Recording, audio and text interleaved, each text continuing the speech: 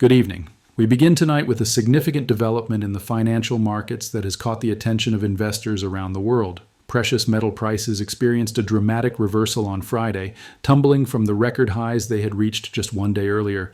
Gold and silver, two of the most closely watched commodities in global markets, saw sharp declines as traders moved to secure gains following a major political announcement from Washington.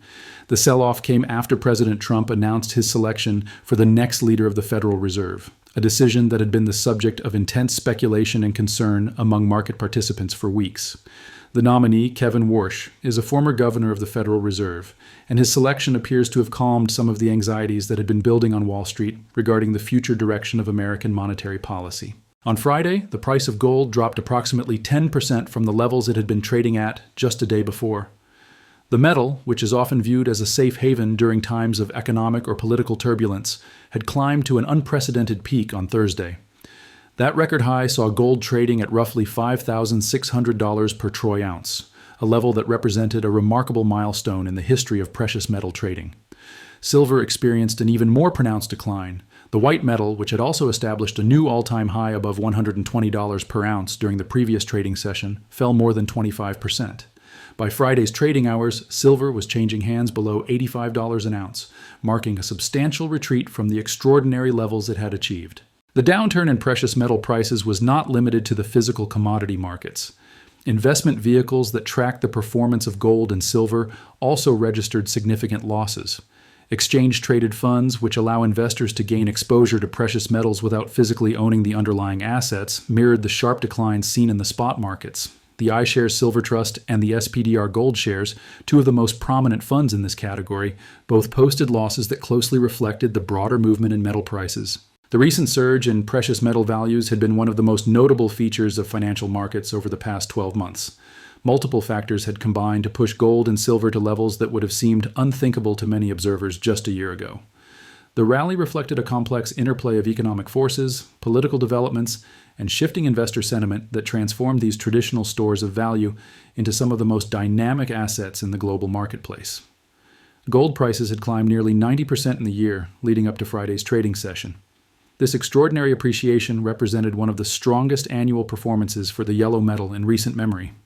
Investors had been drawn to gold as concerns mounted about the stability of other investment options and as questions emerged about the future path of economic policy in the United States and beyond. Silver's performance had been even more spectacular. In the 12-month period preceding Friday's decline, the price of silver had surged approximately 250%. This triple-digit gain had attracted widespread attention from both professional money managers and individual investors, many of whom viewed the rally as a reflection of deep-seated concerns about the global economic and political landscape. The factors driving precious metal prices higher had been building for months. Geopolitical tensions had created an atmosphere of uncertainty that traditionally benefits assets like gold and silver. When investors grow concerned about political stability, international relations, or the potential for conflict, they often turn to precious metals as a way to preserve wealth. These metals have served this function for thousands of years, and modern investors continue to view them as reliable stores of value during turbulent times. Economic uncertainty had also played a significant role in the precious metal rally. Questions about growth prospects, inflation trajectories, and the appropriate stance of monetary policy had left many market participants uneasy about traditional investments like stocks and bonds. In such an environment, gold and silver become attractive alternatives, offering a way to diversify portfolios and potentially protect against scenarios that might damage other asset classes. The performance of the United States dollar had been another crucial factor supporting precious metal prices. Gold and silver are typically priced in dollars on international markets, which means that movements in the currency's value have a direct impact on how expensive or inexpensive these metals appear to buyers around the world. When the dollar weakens, precious metals often become more attractive to international purchasers, who find that their own currencies can buy more gold or silver than they could when the dollar was stronger. The dollar had indeed been under pressure in recent months. The currency had touched a 4-year low earlier in the week, reflecting concerns about American economic policy and the direction of interest rates. Over the past year, the dollar index, which measures the greenback's value against a basket of other major currencies, had declined more than 10%. This weakness in the world's primary reserve currency had provided significant support to precious metal prices, making gold and silver more appealing to a global audience of investors. The weakness of the dollar had been a source of ongoing discussion in financial circles. Currency movements of this magnitude can have far-reaching implications for international trade, corporate profits, and the competitiveness of American goods and services abroad. For precious metal investors, however, the declining dollar had been a tailwind, helping to propel prices to levels that exceeded even optimistic forecasts. Friday's reversal in precious metal prices came against the backdrop of President Trump's announcement regarding his choice to lead the Federal Reserve. The position of Federal Reserve Chair is one of the most important in global finance. The individual who holds this role has tremendous influence over interest rates, monetary policy, and ultimately the direction of the world's largest economy. The selection of a new chair is therefore watched closely by investors, economists, and policymakers around the globe. President Trump's nominee, Kevin Warsh, brought a particular set of credentials to the table. Warsh had previously served as a governor of the Federal Reserve, giving him direct experience with the institution he would now be asked to lead. This background was seen by many observers as significant, as it suggested a level of familiarity with the workings of the central bank and an understanding of the complexities involved in setting monetary policy for an economy as large and diverse as that of the United States. The selection of Warsh appeared to address some of the concerns that had been mounting on Wall Street in recent weeks. President Trump had been vocal in his views about the appropriate direction for interest rates, frequently expressing his belief that the Federal Reserve should move more aggressively to lower borrowing costs. These public comments had raised questions about whether the next Fed chair would maintain the independence that has been a hallmark of the institution for decades, or whether political considerations might begin to play a larger role in monetary policy decisions. The independence of the Federal Reserve is a principle that many economists and market participants view as essential to the proper functioning of the American financial system. The idea is that monetary policy decisions should be made based on economic data and analysis, rather than political pressure or short-term electoral considerations.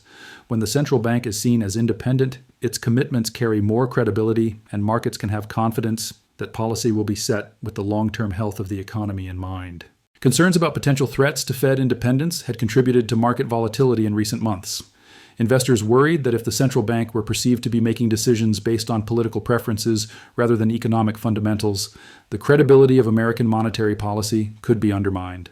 Such a development might have far-reaching consequences, potentially affecting everything from interest rates to inflation expectations to the international standing of the dollar. The nomination of Kevin Warsh seemed to ease some of these worries. Warsh was viewed as a more establishment-oriented choice, someone who understood the traditions and norms that have guided the Federal Reserve throughout its history. While no one could predict with certainty how any individual would perform as Fed chair, Warsh's background suggested he would be less likely to compromise the institution's independence than some other candidates who had been discussed in connection with the position. Market reaction to the Warsh nomination was visible across multiple asset classes. The movement in precious metal prices was perhaps the most dramatic, but it was far from the only indicator that investors were reassessing their outlook based on this news. The yield on the 10-year Treasury note, a key benchmark for interest rates across the economy, moved higher on Friday. This uptick in yields reflected changing expectations about the future path of monetary policy. When Treasury yields rise, it typically indicates that investors are anticipating either higher interest rates or increased inflation in the future, or both. The move in yields on Friday suggested that market participants believed interest rate policy under a Warsh-led Federal Reserve might not be as accommodative as President Trump had been advocating. In other words, investors appeared to be concluding that Warsh would be more likely to resist political pressure to lower rates aggressively, instead making decisions based on economic conditions and data. The 10-year Treasury yield had climbed to approximately 4.25% by Friday's trading session. This level represented a shift from earlier in the week, when yields had been lower amid speculation about who might be chosen to lead the Fed and what that choice might mean for future policy. The adjustment in yields demonstrated how quickly markets can reprice assets when new information becomes available, particularly information that affects expectations about the fundamental direction of economic policy. The dollar also showed signs of recovery on Friday. After reaching a 4-year low earlier in the week, the currency index measuring the dollar's value against other major currencies was higher by roughly 0.7%.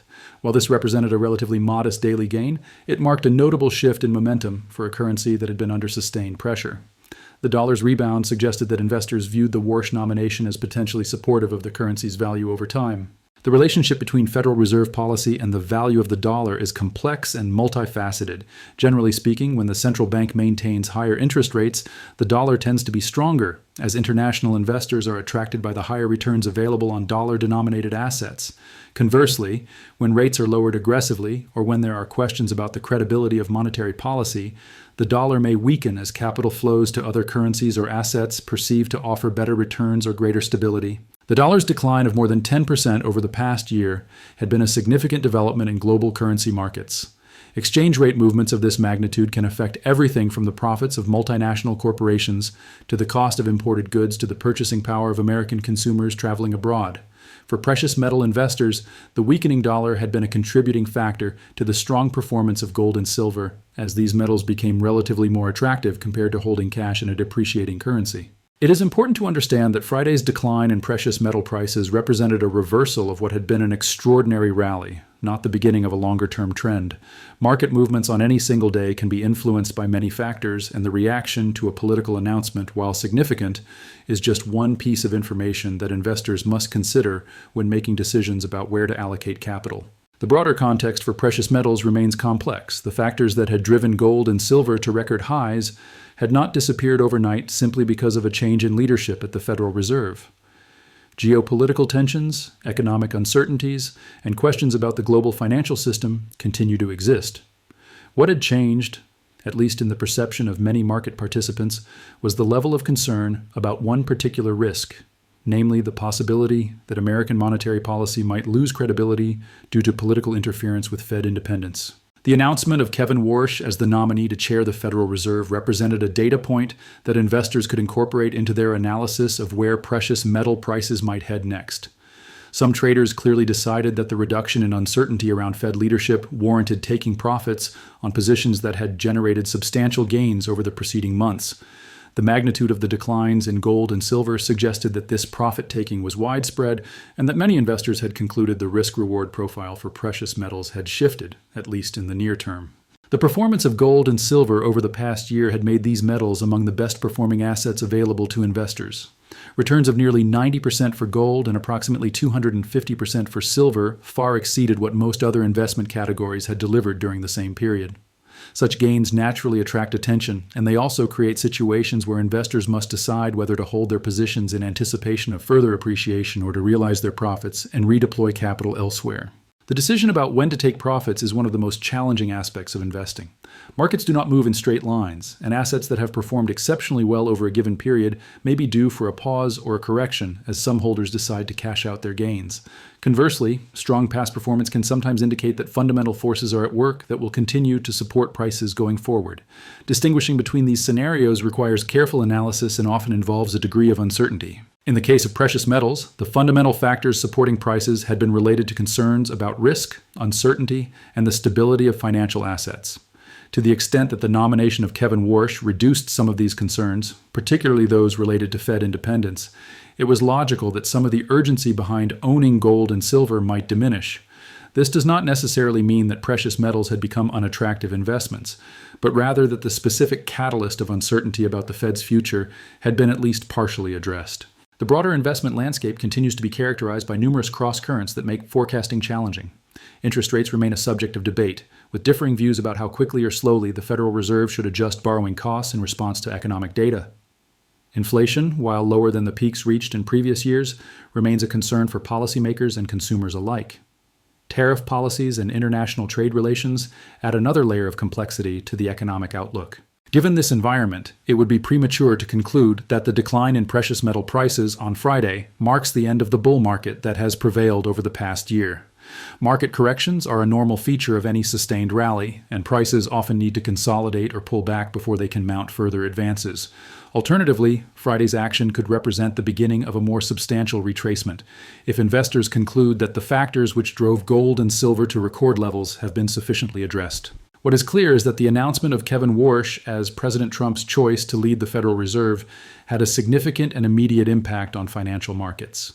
The decline in precious metal prices was one of the most visible manifestations of this impact, but it was not the only one.